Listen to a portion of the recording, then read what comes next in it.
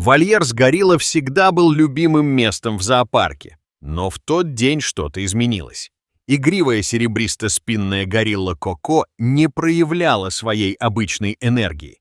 Вместо того, чтобы раскачиваться на лианах или подойти поиграть с посетителями, она неподвижно стояла в углу вольера, рассеянно жуя лист с отсутствующим видом. За пределами вольера небольшая группа людей наблюдала за происходящим. Некоторые родители несли своих детей на плечах, ожидая увидеть какой-нибудь дружеский жест со стороны животных. Елена, мать непоседливого мальчика по имени Пабло, пыталась сосредоточиться на горилла, но у ее малыша были другие планы. «Пабло, не ходи туда», — предупредила она, увидев, как он перелезает через перила. Но Пабло, как и многие любопытные дети, не обратил на нее внимания. Он ухватился за край своими маленькими ручонками и наклонился вперед, зачарованный видом огромных животных. Внезапно произошло немыслимое. Только что он был там, а в следующую секунду его уже не было. Тихий вскрик, какое-то движение, а затем глухой удар. В зале воцарилась тишина. «Пабло!» Отчаянный крик Елены заставил всех обернуться. Там, на дне ямы, неподвижно лежало тело ее сына. У мальчика, казалось, не было никаких видимых повреждений, но удар был сильным. Он упал с высоты более 20 футов. Елена закричала от отчаяния, когда сотрудники зоопарка побежали к месту происшествия. «Мы собираемся вытащить его оттуда, мэм», — заверили они ее, пытаясь успокоить, но она не могла усидеть на месте. Пока она отчаянно искала вход в вольер, ее взгляд встретился с кокосом, который все еще стоял в углу. Внезапно горилла уронила лист, который жевала, и повернула голову. Ее огромные лапы начали двигаться, и земля сотрясалась при каждом шаге. «Кто-нибудь, остановите ее, пожалуйста!» — закричала Елена.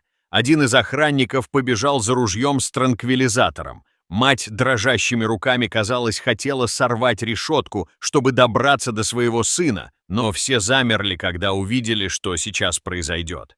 Коко подошла к мальчику. Ее огромное тело почти полностью закрывало его. Все ожидали ревущей, дикой реакции. Но ничего этого не произошло.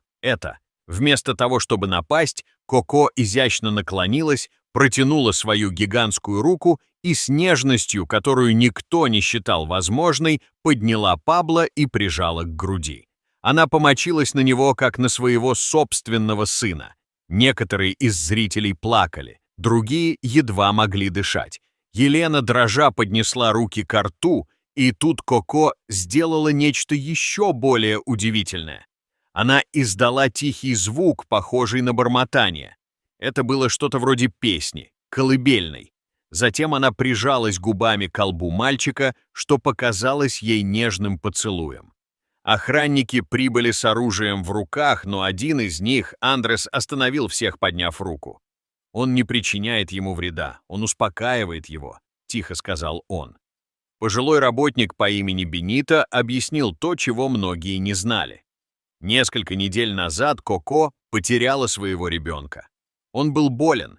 Когда он умер, она несколько дней носила его на руках, отказываясь отпускать. С тех пор она сама не своя. Возможно, этот ребенок напоминает ей ее собственного.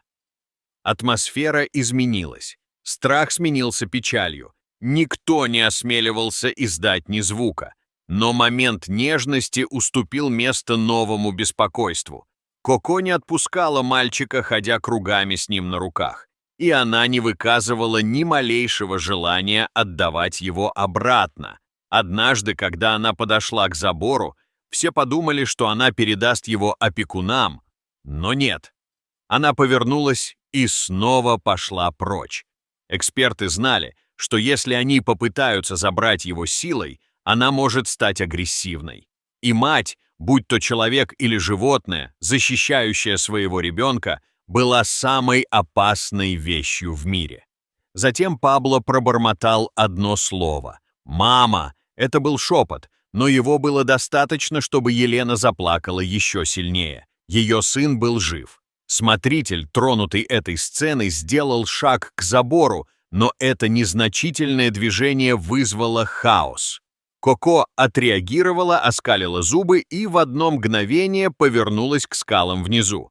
Она начала карабкаться, все еще держа Пабло на руках. «Нет, пожалуйста, мой сын!» Елена закричала. Она была на грани срыва, она забиралась слишком высоко. Если бы ребенок упал оттуда, он бы не выжил.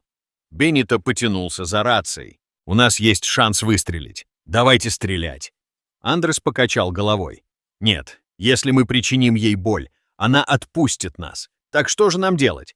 Андрес полез за чем-то в карман. Это было зеленое одеяло, старое и поношенное, но аккуратно сложенное. Он приказал открыть боковую дверь.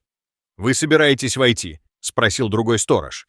Андрес не ответил. Он открыл калитку и вошел в вольер, а все с замиранием сердца наблюдали за ним. Он осторожно приблизился и приподнял одеяло. Это было то самое, в которое Коко заворачивала своего малыша перед тем, как тот умер. Горилла остановился. Она узнала этот запах, это ощущение, это одеяло. Андрес протянул к ней руки. «Это твое, Коко. Пойдем со мной, пожалуйста». В комнате воцарилась абсолютная тишина. Коко посмотрела на Пабло, затем на одеяло, затем на Андреса. Что-то изменилось в ее взгляде, и она опустила одну ногу, затем другую. Она медленно спустилась со скал, пока не опустилась на землю. Все затаили дыхание. Елена продолжала повторять имя своего сына, как будто могла защитить его своими словами. Когда Коко подошла поближе, один из смотрителей бросил ей морковку, ее любимый овощ. Андрес поднял ее и протянул ему вместе с одеялом. Сначала Коко не двигалась, но потом сделала шаг к нему. Коко протянула свободную руку, в которой не держала ребенка, и взяла одеяло с почти торжественной медлительностью. Она прижала его к груди, закрыла глаза и несколько секунд просто стояла неподвижно, как будто снова обнимала своего ребенка, как будто на мгновение исчезла боль, которая сопровождала ее все это время. Затем она снова посмотрела на Пабло, нежно погладила его по волосам своими огромными пальцами и жестом, который разбил сердца всех присутствующих, притянула его ближе к Андресу. Он едва дышал. Нежными движениями она взяла ребенка на руки, и в этот самый момент Коко отстранилась без агрессии, без страха, без гнева, только с глубокой печалью в глазах. Маленький Пабло приоткрыл глаза чуть шире и пробормотал, что ему жарко. Андрес издал смешок сквозь слезы. «Ты в порядке, чемпион. Теперь ты в безопасности». Парамедики бросились осматривать ребенка. У него было несколько ушибов и царапин, но, как ни странно, ничего серьезного. Он был жив, и все это благодаря Горилла, который только что продемонстрировал то, о чем многие люди забывают, что материнская любовь не знает границ. Елена бросилась обнимать сына, повторяя «спасибо, спасибо, спасибо тебе», не зная, кому она это говорит, воспитателям или Коко. С того дня история этого горилла обошла весь мир, но не как о диком животном, а как о матери, которая даже с разбитым сердцем смогла защитить жизнь другого существа, даже если это была не ее собственная. И с тех пор Коко снова начала сближаться с людьми. Иногда вы можете увидеть, как она сидит с зеленым одеяльцем в руках, глядя вдаль, как будто ждет, что однажды ее малыш вернется за ней. Но все знают, что в каком-то смысле частичка ее малыша вернулась в тот день в виде ребенка, который упал с неба прямо в объятия матери, которая не отпускала его.